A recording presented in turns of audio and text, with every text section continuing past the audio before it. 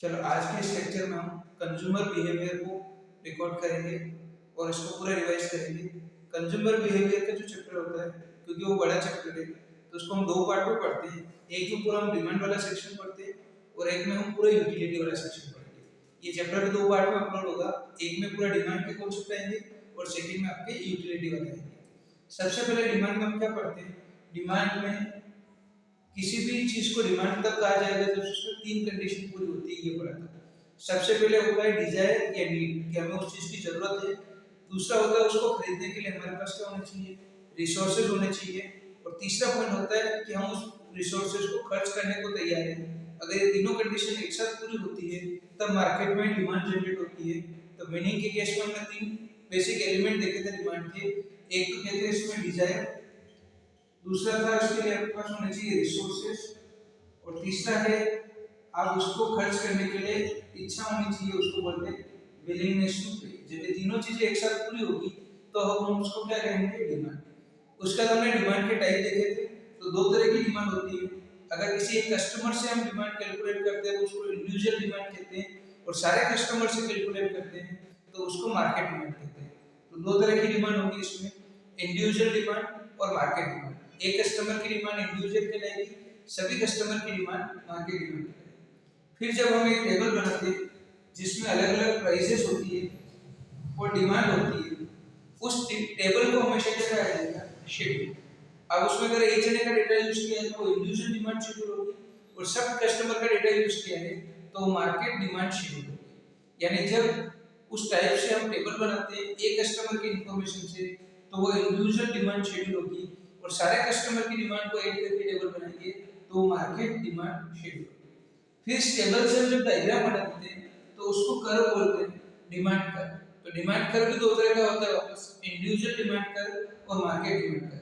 Normally ये इस तरह से बनता है, थोड़ा सा वेरिएशन आ सकता है डेटा के बेस पे टेबल से बनाते तो, लेकिन ये हमेशा ऊपर से नीचे की ओर गिरता हुआ होता है और उसको हम बोलते हैं डिमांड कर्व। ये भी इंडिविजुअल हो सकता है और मार्केट हो सकता है। उसके बाद सबसे इंपॉर्टेंट हमने देखा लॉ ऑफ डिमांड, हमेशा याद रखना चाहिए।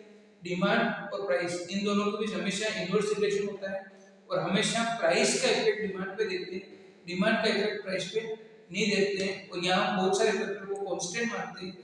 तो जब भी हम लॉ ऑफ डिमांड लिखते हैं या पढ़ते हैं तो ये पढ़ा जाता है if other factor remain constant, price और डिमांड के बीच इनवर्स रिलेशन होगा। मतलब प्राइस कम होगी तो डिमांड बढ़ेगी, और प्राइस बढ़ेगी तो डिमांड कम होगी। तो लॉ ऑफ डिमांड सिंपल सा, there is inverse relation between price and demand of the quantity subject to other factor remain constant. ये पॉइंट ध्यान रखना जरूरी है। फिर ये रूल हमेशा एप्लीकेबल नहीं होता, चार पांच केस में लॉ ऑफ डिमांड एप्लीकेबल नहीं होता है, जिसके एग्जांपल है आपके प्रेस्टिजियस गुड्स, कॉन्स्पिरियस गुड्स, उसके अलावा बेसिक नेसेसिटी के गुड्स, गिफ्ट गुड्स। ये वाले जो एग्जांपल थे वहां पे, या वॉर की सिचुएशन है तो वहां पे भी ये एप्लीकेबल नहीं होगा, या कोविड पेंडेमिक में भी ये रूल एप्लीकेबल नहीं हुआ था। तो कुछ ऐसी सिचुएशन जहां पे लॉ ऑफ डिमांड एप्लीकेबल नहीं होता है उसको कहते हैं एक्सेप्शन। कम से कम 5 इसके एक्सेप्शन आपको याद रखना चाहिए। Last point, factors. कोई भी कंज्यूमर मार्केट में किसी चीज को खरीदने जाता है तो क्या क्या चीजें माइंड में ध्यान रख के जाता है, उन सबको बोलते हैं फैक्टर्स। इसमें उस प्रोडक्ट की प्राइस हो गई, उस प्रोडक्ट की क्वालिटी हो गई, उस कंज्यूमर की इनकम हो गई, मार्केट में कंपटीटर की प्राइस हो गई, सब्स्टिट्यूट गुड्स की प्राइस हो गई, कॉम्प्लीमेंट्री गुड्स की प्राइस हो गई, ये सारे, या उसके टेस्ट एंड प्रेफरेंस हो गए। ये सारे फैक्टर्स हैं जो मार्केट में कंज्यूमर की डिमांड को अफेक्ट करते हैं। तो ये वाले सिंपल से पॉइंट्स से आपको हमेशा पता होना चाहिए। मीनिंग, तीन कंडीशन, टाइप्स दो तरह के, जब टेबल बना देंगे तो शेड्यूल, उसका डायग्राम बना देंगे तो कर्व, और जब इनवर्स रिलेशन का लॉ लिखते हैं अदर फैक्टर रिमेन कांस्टेंट तो लॉ ऑफ डिमांड। लेकिन ये सब जगह नहीं लगता है, आप कह सकते हो 95% केस में लगेगा, 5 केस में नहीं लगेगा तो वो आपके एक्सेप्शन हो जाएंगे। और कोई भी कंज्यूमर डिमांड करते टाइम क्या क्या फैक्टर अपना माइंड में ध्यान रखता है उसको बोलते हैं फैक्टर्स। कम से कम 6 फैक्टर आपको इसके भी याद रखना चाहिए। सेकंड पार्ट इस डिमांड में आता है, वो होता है elasticity of demand. Elasticity of demand का बेसिक मतलब ये होता है कि जब हम लो ऑफ डिमांड पढ़ते हैं तो हम सिर्फ डायरेक्शन पता करते हैं कि प्राइस की वजह से डिमांड में किस साइड चेंज होगा, अपोजिट चेंज होगा या सेम चेंज होगा। तो लो ऑफ डिमांड हमेशा सिर्फ हमें डायरेक्शन बताता है, लेकिन हमें जब वैल्यू निकालनी हो कि कितना चेंज हुआ है, जब हम क्वांटिटी या हाउ मच चेंज निकालते हैं तो वो लो ऑफ डिमांड से पता नहीं चलता है, इसलिए हम इलास्टिसिटी ऑफ डिमांड कैलकुलेट करते हैं। इलास्टिसिटी ऑफ डिमांड हमेशा बेसिकली ये बताता है कि प्राइस में इतना परसेंट चेंज हुआ तो डिमांड में कितना परसेंट चेंज हुआ, इनका आपस में जो रिलेशन होता है वो इलास्टिसिटी ऑफ डिमांड होता है। तो इलास्टिसिटी ऑफ डिमांड में हम न्यूमेरिकल वैल्यू कैलकुलेट करते हैं, इसको आप सिंपल याद रख सकते हो, हाउ मच, कोई वैल्यू जब हम कैलकुलेट करते हैं लो डिमांड पार्ट में तो उसको हम इलास्टिसिटी ऑफ डिमांड कहते हैं। अब ये इलास्टिसिटी ऑफ डिमांड निकालने की बहुत सारे मेथड्स है, जिसमें 3 मेथड मेन इंपॉर्टेंट है। सबसे ज्यादा क्वेश्चन आते हैं परसेंटेज मेथड से। परसेंटेज मेथड कैसे सोल्व करते हैं? Percentage change in demand divide by percentage change in price, ये निकालने पड़ेंगे। अगर आपको डिटेल में क्वेश्चन करना हो तो परसेंटेज चेंज इन डिमांड कैसे निकालोगे, तो d1 d0 divide by d0 into 100 करके आप निकालोगे। सेम यहाँ पे अगर प्राइस का परसेंटेज चेंज निकालना है तो p1 p0 divide by p0 into 100 करके निकलेगा। फिर ये जो वैल्यू आएगी वो कहलाएगी इलास्टिसिटी ऑफ डिमांड। अगर इसको हम डायग्राम से निकालें तो वो वाली मेथड होगी आपकी जियोमेट्रिक मेथड, जिसमें यहाँ से 0 होता है, बीच में जो वैल्यू होती है उसको 1 कहते हैं, इसके बीच कोई भी आंसर आता है उसको 0 से 1 कहते हैं, और इससे ऊपर जो वैल्यू आती है उसको 1 प्लस कहते हैं, और यहाँ पे जो वैल्यू आती है वो इनफिनिट कहते हैं। तो एक मेथड तो आप परसेंटेज मेथड से इलास्टिसिटी ऑफ डिमांड निकाल सकते हो, एक आप जियोमेट्रिक मेथड से भी इलास्टिसिटी ऑफ डिमांड निकाल सकते हो। इसके अलावा एक मेथड और देखी होती है आपको आउटले मेथड, जिसमें प्राइस का और टोटल एक्सपेंडिचर का रिलेशन निकाला जाता है, उसके बेस पर पता करते हैं कि इलास्टिसिटी ऑफ डिमांड कितनी है। तो जब प्राइस किसी भी साइड चेंज हो और टोटल एक्सपेंडिचर में कोई चेंज नहीं हो तो वहां पे हम बोलते हैं हमेशा इसका आंसर 1 होगा। इसमें 3 आंसर ही आते हैं, लेस देन 1, मोर देन 1 और 1। 1 आंसर कब आएगा जब प्राइस चाहे इंक्रीज हो या डिक्रीज हो, टोटल एक्सपेंडिचर आपका सेम रहता है, कोई भी चेंज इसमें नहीं आता है, तब हम इसको बोलते हैं कि इलास्टिसिटी ऑफ डिमांड कितनी है, 1। इसके अलावा क्या केस हो सकते हैं, अगर प्राइस चेंज हुई उससे डिमांड चेंज हुई और वो दोनों सेम डायरेक्शन में तो आप आंसर लिखोगे लेस देन 1, और जब अपोजिट डायरेक्शन में तो आप आंसर लिखोगे मोर देन 1। या शॉर्ट में याद कर सकते हो, अपोजिट डायरेक्शन में चेंज होगा तो आपका आंसर होगा मोर देन 1, और जब सेम डायरेक्शन में चेंज होगा तो आपका आंसर होगा लेस देन 1। उसके बाद इन वैल्यूज जो निकलती है, इन वैल्यूज का कुछ नाम रखा हुआ है।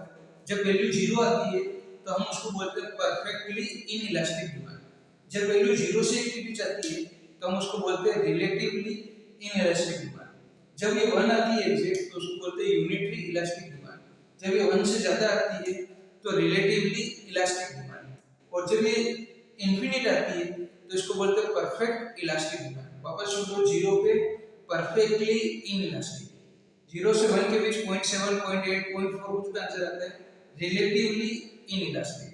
1 आता है तो उसको बोलते हैं यूनिटरी इलास्टिक, 1 से ज्यादा आता है तो रिलेटिवली इलास्टिक, और इंफिनिटी है बहुत ज्यादा वैल्यू आती है 8 10 12 15 तो उसको बोलते हैं परफेक्ट इलास्टिक।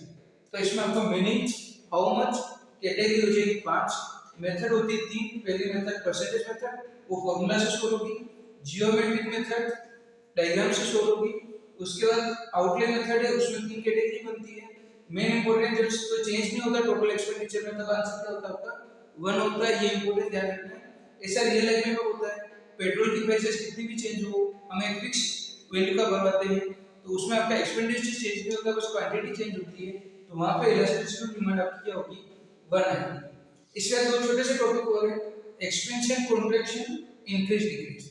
अभी ये डिमांड कर्व देखा, इस डिमांड कर्व में अलग अलग पॉइंट पे अलग अलग प्राइस और अलग अलग डिमांड है, यानी इस प्राइस पर ये डिमांड है, इस प्राइस पे ये डिमांड है, इस प्राइस पे ये डिमांड है।